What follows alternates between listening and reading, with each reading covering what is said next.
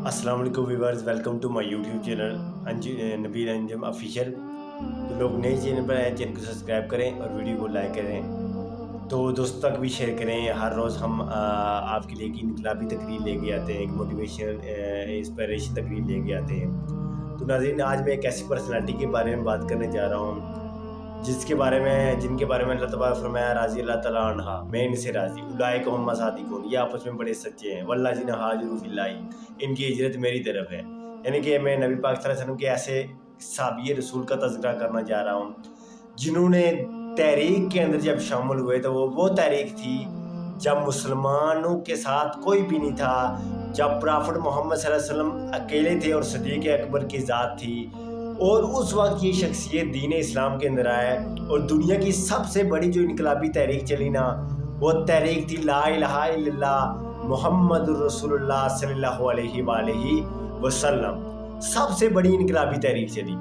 तो वहाँ पर एक पर्सनैलिटी थी जिसने अपने आप को ये नहीं देखा कि मैं गुलाम हूँ और मैं किसी के अंडर काम कर रहा हूँ, और अगर मैं इस तहरीक के अंदर शामिल हो गया तो जो इस तहरीक के ख़िलाफ़ लोग हैं, सबसे पहले उन्होंने मेरा पानी बंद कर देना है, मेरा खाना बंद कर देना है, मेरी रोज़गार बंद कर देना है, मेरी रिहाइश नहीं मुझे देनी है, और फिर ये तरह तरह की सज़ाएँ देनी है।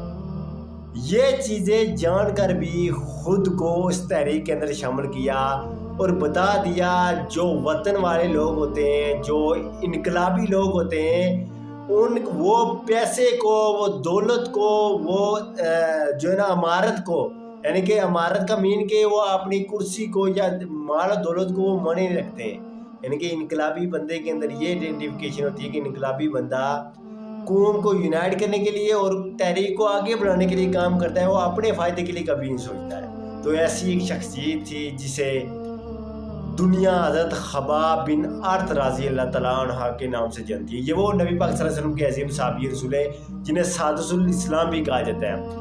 इनके मुतल्लिक़ आता है कि ये उस वक्त इस्लाम कबूल किया जब इस्लाम के अंदर बहुत कम लोग थे और छठे नंबर पे आए हैं। इन्हें इस वजह से सादुल इस्लाम कहा जाता है। अब ये क्रैश के अंदर नौकर बन के और उम्मे नमार नामी औरत ने इनको अपना गुलाम रख दिया, और जब गुलाम रख दिया तो इन्हें कोई फंड सिखाया किसी चीज़ का कि आप वो सीखें और उसके बाद मेरी एक शॉप है और वहाँ पर बैठें और वहाँ से जो कमाएंगे वो मुझे आपने देना है। अब उन्होंने वो कई माह वो काम सीखा माहीगिरी का, या आप कह सकते कोई एक जिन के वो उस दौर के अंदर कोई काम था, जैसे आज के दौर के वेल्डिंग का हो गया, वर्कशॉप वगैरह का हो गया। इस तरह सीख के उन्हें दुकान डाल के दी, उन्होंने काम किया। जब उन्हें पता चला कि प्रॉफेट मोहम्मद आए और प्रॉफेट मोहम्मद ये कह रहे हैं कि ला इलाहा इल्लल्लाह, अल्लाह के सिवा कोई मबूद नहीं, तो ये वो लोग थे जिनके बारे में अल्लाह ने पहले बता दिया था कि लोग लिखे हुए हैं, ये मेरे नबी के ये गुलाम होंगे और इनके दिल आपस में पाक होंगे, ये सच्चे होंगे। खबाब बिन अर्त रसूल सल्लल्लाहु अलैहि वसल्लम की तबलीग के अंदर आगे जब आपकी मलका को ये पता चला था, उन्होंने आपको सख्त सजाएं दी, आपका रोज़गार बंद कर दिया, आपको खाना पीना छोड़ दिया, आपको शॉप से निकाल दिया गया। अब एक गुलाम शख्स है और गुलाम को जब ये सारी चीज़ों का पता चला तो उन्होंने साबिए रसूल ने ये किया कि उन्होंने पीछे नहीं हटे और मलका ये काम ये करती थी कि वो लोहे की होती है, जो लोहे जब बड़ी जीरा जिसे कहते हैं, जो घोड़े के अगर जिस्म में दर्द हो ना तो अक्सर जो ना घोड़े वाले होते हैं वो आग के साथ लगा के ना वो फिर घोड़े की कमर पे लगाते हैं ताकि इसे आराम आए, और सर पे इतना मारते थे कि वो सर पे गर्म लोहा करके ना वो आपके सर मुबारक पर रखती थी और सर मुबारक जल जाता था। फिर लोहे को गर्म करती, फिर सर पे रखती, जिनकी इतनी सख्त तकलीफें देती। फिर जब वो थक जाती है और कुफार से ही कहती कि इसको खूब मारो, फिर कुफार आते और वो कुफार जो हैवानों से भी बदतर किए हुए थे, जिनके यहाँ कोई तमीज़ नहीं थी, जिनके यहाँ माओं से भी शादी की जाती थी, जिनके यहाँ औरतों को जिंदा दरगोर किया जाता था, जब उस साबिए रसूल को मारा तो उन्होंने कहा इस तहरीक को छोड़। उन्होंने कहा नहीं, तहरीक को नहीं छोड़ूंगा, मर जाऊंगा लेकिन तहरीक को नहीं छोड़ूंगा। अब उन्होंने फिर क्या किया कि उन्होंने ये काम किया कि उन साबिए रसूल के लिए उन्होंने कोयले लाए। कोयले लाने के बाद अंगार उनको गर्म किया, उनको अंगार बनाए। जब अंगार बनाए तो उन साबिए रसूल को वहाँ पर लटाया, हजरत खबाब बिन अर्त को उसका अंगारों में लटाया, और जब तक अंगार कोयला ना बनते, ठंडे ना होते और वहाँ से उसको उठाते नहीं, آج 5-10 سیکنڈ آگ پہ ہاتھ رکھیں تو بندے کی جان نکل جاتی ہے. اور کیا ہی جذبہ تھا ان لوگوں کے اندر. یہ تھے ریولیوشن پیپل. انہوں نے انقلاب برپا کیا ہے. پھر جا کے انقلاب ایسے آتے ہیں. انگاروں پہ لٹایا ان کو اور انگاروں پہ لٹا کے کہا اب چھوڑتے تحریک. انہوں نے کہا نہیں چھوڑوں گا تحریک کو. انہوں نے کہا چھوڑو معاف کر دوں گا. لیکن کہا نہیں. یہی کام آج وطن پرستوں سے میرے کشمیر سے کیا گیا. کہا مقبول بٹ چھوڑ تحریک کو, بادشاہ بنا دیا جائے گا. کہا پھندے پہ چڑھ جاؤں گا لیکن میں اپنے ضمیر کا سودا نہیں کروں گا. یاسین ملک بیوی بچوں کے ساتھ چلا جا. کہا نہیں میں عمر بار جیل میں چلا جاؤں گا, پھندے پہ چڑھ جاؤں گا لیکن یاسین ملک اپنی قوم کے ساتھ غداری نہیں کرے گا. یہی حریت کے ساتھ ہوا. یہی میرواز نے عمر جو نا نظر بندی کے اندر گزار دی, سید علی گرانی نے گزار دی, سبز خان ملی خان کے چمڑے اتار دیے, فرحان وانی کو جوانی میں مار دیا گیا. لیکن نیشنلسٹ کی, وطن پرست کی, انقلابی پیپل کی یہ آئیڈینٹیفیکیشن ہوتی ہے کہ انقلابی پیپل ہار نہیں مانتا ہے. انقلابی پیپل اتنی تکلیفیں سیکھتا ہے کہ دین بھی ان پہ ناز کرتا ہے, دین بھی انہیں سلام کرتا ہے, رسول اللہ بھی انہیں سلام کرتے ہیں. یہ جو صحابی رسول سے نا اس کے متعلق آتا ہے کہ ایک مرتبہ ان کو انگاروں پہ رکھا گیا تو ان کا جو یہ جسم تھا نا اس سائڈ پہ یہ پھٹ گیا تھا اور چربی دکھائی دیتی تھی.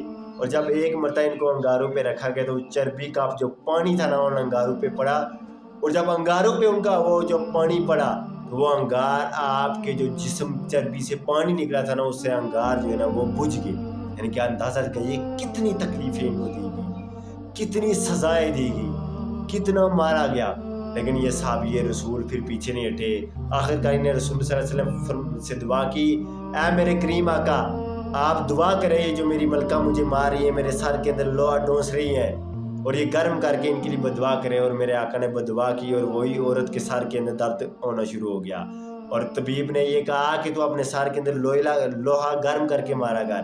اور وہی حباب جس کو یہ عورت لوہا گرم کر کے سر پہ ڈوستی تھی اور جسم کے اندر جو ہے نا سر پھٹ جاتا تھا اور نشان کے اندر مارتی تھی, آج اسی عورت کا طبیب یہ کہہ رہا ہے کہ علاج کے لیے یہ ضروری ہے کہ لوہا گرم کر کے سر پہ رکھو. تو خباب بن عارت نے اس کے سر پہ رکھا اور بتا دیا کہ جو کام تم میرے ساتھ کرتی تھی آج دیکھ غلام تیرے ساتھ کر رہا ہے. بعد میں انہوں نے اسلام قبول کیا اور جب فاروق اعظم نبی پاک صلی اللہ علیہ وسلم سے حبشہ ہجرت کی, پھر مدینہ منورہ ہجرت کی, جنگوں کے تشریف ہوئے, فاروق اعظم کا دور آیا. بات لمبی ہے. جب دور آیا تو فاروق اعظم کے پاس بیٹھے بیٹھے باتیں شروع ہوئی نا.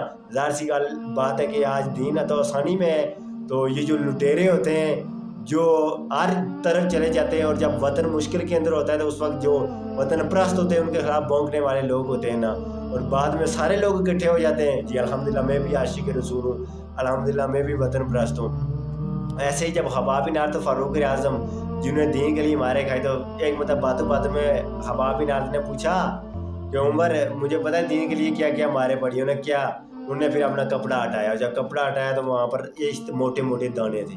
فاروق اعظم نے کہا یہ کیا ہوا ہے؟ انہوں نے کہا یہ اس وقت ہوا تھا جب مجھے انگاروں پہ لٹایا جاتا تھا اور کفار مجھے سخت سزائیں دیا کرتا تھا. یہ اس وقت اوز کے نشان ہیں, یہ داغ دبدبے ہیں. فاروق اعظم نے جب وہ داغ دبدبے دیکھے تو فاروق اعظم رونے لگے. اور پھر اللہ نے یہ وہ صحابی رسول جو بھوکے تھے, جو پیاسے تھے, لیکن جب ریولیوشن تحریک کے اندر شروع ہوئے جو تھی تو ہار نہیں مانی اور اپنے آپ کو سٹینڈ کر کے رکھا, استقامت کی طرح رکھا. اور 1 روپیہ تک نہیں تھا ان کے پاس, کھانے کے لیے کچھ نہیں تھا.